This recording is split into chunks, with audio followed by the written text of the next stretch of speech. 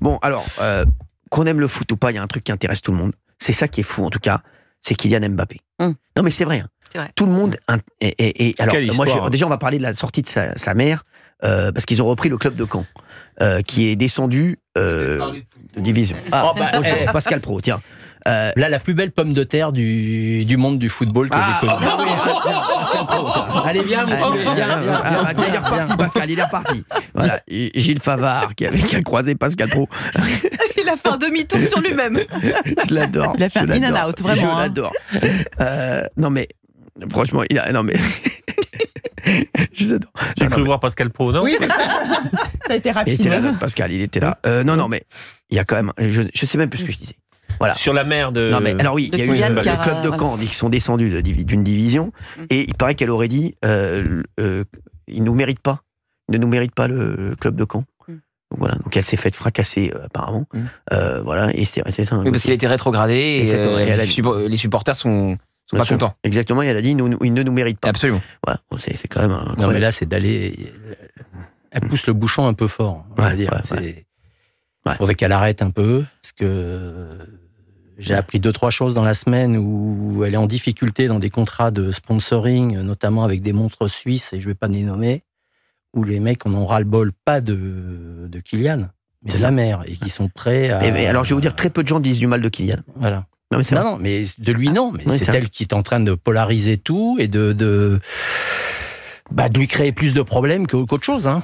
Ouais. C'est ça le problème. C'est compliqué pour lui aussi, comme c'est sa mère. Bah oui, c'est compliqué. Oui, ça, compliqué pour le conçoit. Il est dans un problème quand même compliqué. Le club parisien, donc le PSG, va jouer ce soir contre Arsenal pour une place en finale de la Ligue des Champions. Ça serait incroyable. Ça serait la deuxième fois.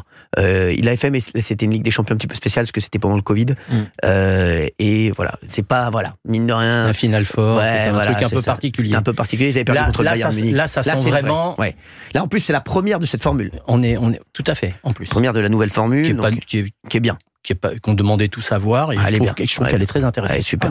Nouvelle formule, elle est incroyable. C'est le cas de le dire, il y a du spectacle. Elle est incroyable. Donc, PSG, est-ce que le club parisien est à son plus haut niveau sans Kylian Mbappé? Je vais donner la parole à Géraldine Maillet.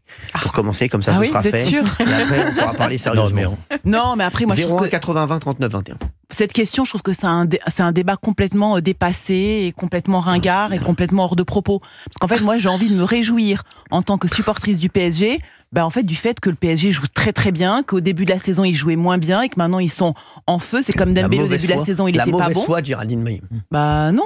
Bon, là, c'est la mauvaise foi de Géraldine Maillet dans toute sa splendeur. Tout à l'heure, Gilles, il disait c'est bien français de se réjouir d'un truc quand on jouait mieux sans Cantona ou sans Ginola.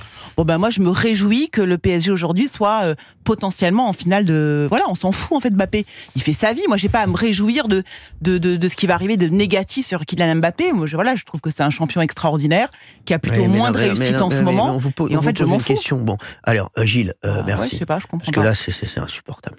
Depuis le début de l'émission, là, je souffre.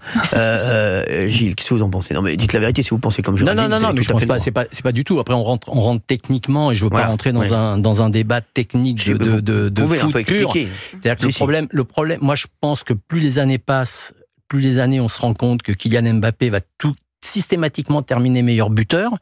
Mais l'important, il l'avait dit lui-même, c'est de gagner des titres et qu'il en gagne de moins en moins. Donc, et surtout qu'il est en train de sortir, de se mettre hors jeu du Ballon d'Or, et je pense que là il va bien se retrouver hors jeu du Ballon d'Or, et pour quelques années. C'est comme un mec à Roland Garros, il gagnait tous ses matchs 6-0, 6-0, 6-0 jusqu'en demi-finale et qui perdait tout le temps en demi-finale. C'est exactement ça. Donc c'est un truc, parce que cette année, si on regarde d'une façon statistique, il a mis des buts. Il est encore en tête. Il est en tête du championnat espagnol. Il est à égalité avec Lewandowski. Il peut être meilleur buteur. Pour mettre des buts, il met des buts. Mais est-ce que le problème, la question de se poser techniquement, est-ce qu'avec Mbappé, on gagne des titres? Alors on en a gagné en 2018. C'est vrai, on était champion du monde, mais il avait 18-19 ans à l'époque. Oui. Et il n'était pas formaté comme il est maintenant. C'était pas c'était pas le leader. Alors, je vais dire un truc qui va faire bondir tout le monde. On en a perdu une où il a mis les 3 buts. On l'a perdu. La réalité, c'est qu'on l'a perdu. Et moi, je regarge que le factuel. Et il a mis 3 buts, mais on l'a perdu. Sûr, donc, je préférerais peut-être qu'il n'en mette pas. Et qu'on gagne. Moi, je veux gagner. Voilà. Exactement. Je suis un type qui veut gagner. Moi aussi. Donc après, le problème est là. Alors, et je me pose la question. J'ai vu jouer comme toi le Real de Madrid toute l'année. Bon, alors maintenant, il n'a pas tous les mots du Real de Madrid ne sont pas sur lui. Le milieu de terrain a complètement changé. Devant, c'est pas la même chose. C'est pas du tout le même effectif qu'ils avaient il y a 3-4 ans ou 4-5 ans même. Donc il n'est pas responsable de tout. Il n'est pas responsable de tout non plus. Mais il fait toujours les mauvais choix. Mais par contre, c'est ça le problème aussi. Par contre, depuis qu'il est parti du Paris Saint-Germain, le jeu du Paris Saint-Germain a considérablement évolué, a progressé, évolué, et là il arrive à maturité. Donc, mais vous faites le lien. C'est lié à le lien. Quand vous voyez Ousmane Dembélé l'an dernier, vous le voyez aujourd'hui, c'est pas le même. Quand je vois les joueurs qui évoluent à l'heure actuelle, ils sont plus, ils sont libérés, quoi. Exactement. Donc pour vous, Kylian Mbappé, c'est le chat noir. C'est-à-dire qu'en fait, tout ce qui arrive de mal dans le foot, c'est Kylian Mbappé. J'ai pas dit ça. Je vais vous dire ce qu'on disait. Je vais dire ce qu'on m'a dit, moi. Je t'ai dit, il sera toujours meilleur buteur et tout. Il mettra toujours beaucoup de buts. Le problème, c'est est-ce qu'on peut jouer un certain football avec lui ou pas? La question se pose. Et je suis pas le seul à la poser. Bien sûr. Les techniciens se la posent. Maintenant, j'irai jamais te dire que c'est un mauvais joueur de football. Non, mais on l'a jamais dit ça. Et puis on a envie qu'il soit fort, surtout. Non, mais il a l'équipe de France. On a surtout envie que le PSG gagne. On s'en fout qu'il soit fort ou pas. Ah bon, pour l'équipe de France, on n'est pas. Pour l'équipe de France, c'est pas tout de suite. Pour l'instant, parlons du Paris Saint-Germain ce soir. Voilà. Le Real Madrid, voilà, on aime bien le Real Madrid. C'est pour ça que c'est hors sujet de parler de Mbappé. On s'en fout. On veut que le PSG gagne. C'est pas du tout hors sujet parce que même au sein du Paris Saint-Germain, on parle de Kylian Mbappé aujourd'hui. Ils en parleront tout le temps. De toute façon, ils en parleront dans 5 ans, dans 10 ans, ils en parleront. Je vais vous dire, ne croyez pas. On dit des choses ici sur l'antenne d'Europe 1. C'est quand même une magnifique victoire et une magnifique revanche pour Nasser El Khelaïfi, le patron du PSG, même s'il ne le dira jamais, parce que c'est quelqu'un qui est pas là-dedans, mais mine de rien, c'est quand même exceptionnel qu'il sache qu'aujourd'hui, Kylian Mbappé va regarder la demi-finale retour chez lui, et que peut-être la finale avec le Paris Saint-Germain, qui était son club, chez lui, voilà, dans son canapé. Donc pourquoi une revanche? Parce qu'il l'aime pas? C'est une super revanche. Mais Géraldine Maillet, arrêtez avec vos interviews de balle. Il l'aime pas. Il a un souci avec Kylian Mbappé. Franchement, je pense qu'ils ont un souci tous les deux. Ils vont dire qu'ils ont un souci tous les deux. Mais je pense qu'au fond de lui-même, je pense qu'au fond de lui-même, c'est pas quelqu'un qui déteste. Ouais, moi aussi. Voilà. Humainement, je pense qu'il a plus de problèmes avec son entourage. Voilà, ça c'est autre chose. Mais je pense que si on les met tous les deux dans une même pièce, ça va bien se passer. Je pense que ça va bien se passer. Exactement. Mais quand même, écoutez, on va pas se raconter d'histoire, Gilles, c'est exceptionnel. Le PSG. Si ce soir il se qualifie pour une finale, pour lui, excusez-moi. Mais regarde, il aura eu raison sur toute la ligne. Excusez-moi, tous les ans, ça fait des années, mine de rien, que ce soit chez les journalistes sportifs, chez les amateurs de foot, qu'on critique le Paris Saint-Germain. Vrai ou pas, Gilles Favard? Même s'ils font des résultats, même quand ils ont fait finale, même quand ils ont fait finale contre le Bayern Munich pendant le Covid, on les critiquait. Il y avait et c'était pas exactement.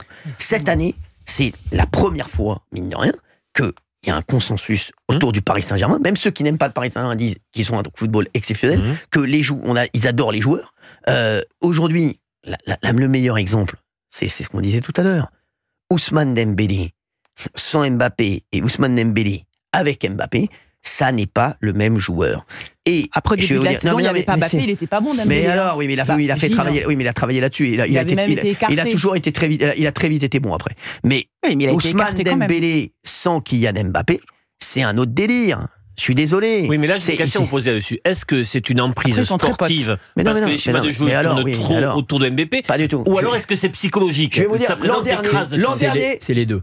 C'est les deux, exactement. C'est les deux. Ousmane Dembélé, l'an dernier, il cherchait tout le temps Kylian Mbappé. Il pouvait être devant le but. Il n'y a personne, il n'y a pas un gardien. Il cherchait où est Kylian Mbappé pour lui faire la passe. Aujourd'hui, il va le conscient. Ça devient inconscient. Exactement.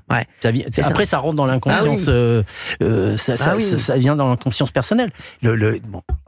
Géraldine Dembélé, quand il est arrivé l'année dernière ou il y a 2 ans, effectivement, il a un peu déconné. Exactement. En plus, quand il faut arriver à 10h, il arrive à 10h30 à l'entraînement. Quand il tombe sur un entraîneur digne de ce nom, il lui dit tu reprends ton sac et tu rentres chez toi. Oui. Donc quand il lui a fait 1 fois, 2 fois, 3 fois, et puis qu'il l'a mis au piquet comme un gamin qui désobéit à sa maman, et ça tu sais faire, parce que je pense que tu as des enfants et que tu sais prendre des décisions quand il faut les prendre, et qui s'est mis dans le moule de son équipe et qui s'est mis à retravailler, qui s'est mis à reprogresser. En plus, il faut pas oublier une chose, il joue plus le long de la craie. C'est fini. On le mettait le long de la craie Parce que et c'est ce qui me fait peur en équipe de France. Parce que quand il va aller en équipe de France, on va le remettre le long de la craie.